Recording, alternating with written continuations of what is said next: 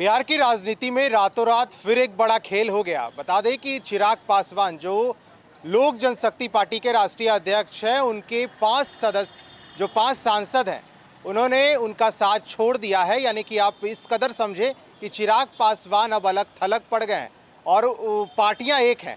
अब लोक जनशक्ति पार्टी एक है, लेकिन उसके मुखिया अब कोई और होंगे। हमारे साथ बात करने के लिए राजद के प्रवक्ता मृत्युंजय तिवारी हैं, इनसे भी जानना बेहद जरूरी है। क्या लगता है सर, बिहार में जो सियासी खेल की बात हो रही है, हो गया बड़ा खेल? देखिए, जो लोग इस तरह का खेल कर रहे हैं वो फेल होंगे। पहले तो बीजेपी ने जेडीयू के 6 विधायकों को अरुणाचल में लूटा, अब फिर एलजेपी के 6 में 5 सांसदों को इन लोगों ने तोड़कर अलग कर दिया। अभी तो स्वर्गीय रामविलास पासवान जी की 1 वर्ष भी नहीं हुए थे मरने से, तो स्वर्गीय रामविलास पासवान जी की आत्मा कराह रही होगी। जिस तरह से एनडीए को अपार 2019 के लोकसभा चुनाव में रामविलास पासवान जी के मदद से 39 सीट लोकसभा में मिला एनडीए को, उसी रामविलास पासवान जी के घर के चिराग से आग लगवा दिया। अब यार ने ही लूट लिया घर यार का। ये लोग आपस में सहयोगी हैं, लेकिन एक दूसरे के घर को तोड़ते हैं, खरीद फरोख्त करते हैं। इससे करने से क्या हो जाएगा? बिहार की सरकार बच जाएगी एनडीए की। श्री चिराग पासवान जी ने लगातार ये बातें कही, हम एनडीए में हैं। आदरणीय प्रधानमंत्री नरेंद्र मोदी जी को उन्होंने अपना राम माना, अपने को चिराग पासवान जी ने हनुमान बताया नरेंद्र मोदी जी का। अब तो पहली बार कलयुग में देखा जा रहा है कि राम ने हनुमान के घर में आग लगा दिया। तो देखिए, ये सब खेल ज़्यादा दिनों तक नहीं चलता है। ये जनता की गाढ़ी कमाई को लुटा रहे हैं। ये बेरोजगारी, भुखमरी, महामारी, महंगाई पर बात नहीं हो रही है। खरीद फरोख्त की राजनीति, तोड़ फोड़ की राजनीति बंगाल में बीजेपी को उल्टा पड़ा है।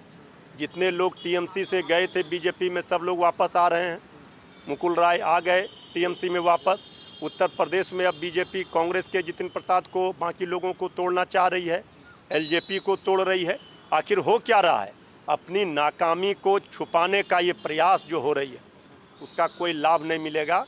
बंगाल चुनाव में करारा तमाचा जनता ने मारा है। चारों खाने चित्त है बीजेपी, अब बैसाखी खोज रही है। अब चिराग पासवान जी अपने जीते जी, स्वर्गीय रामविलास पासवान जी ने तो उनको राष्ट्रीय अध्यक्ष बनाया एलजेपी का। अब ये चाचा भतीजे के बीच का मामला है, लेकिन इतना तय है कि स्वर्गीय रामविलास पासवान जी की आत्मा कराह रही होगी। जो अच्छा सिला दिया तूने मेरे प्यार का, यार ने ही लूट लिया घर यार का, जो गाना है, वही एनडीए ने, बीजेपी जेडीयू ने स्वर्गीय रामविलास पासवान जी के मरने के बाद किया उनके साथ। ये माफ़ स्वर्गीय रामविलास पासवान जी को चाहने वाले जो करोड़ों लोग उनके बिरादरी के, पासवान बिरादरी के हैं, वो माफ़ नहीं करेंगे बीजेपी जेडीयू को।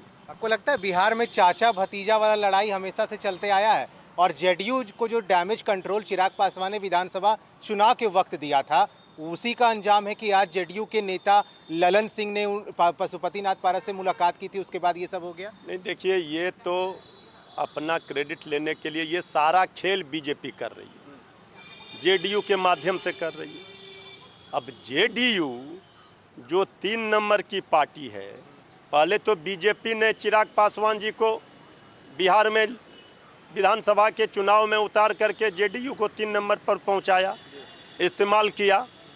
अब श्री चिराग पासवान जी ने कभी नहीं कहा था प्रधानमंत्री आदरणीय नरेंद्र मोदी जी के खिलाफ कुछ भी। उन्होंने कहा था कि हम बीजेपी के साथ।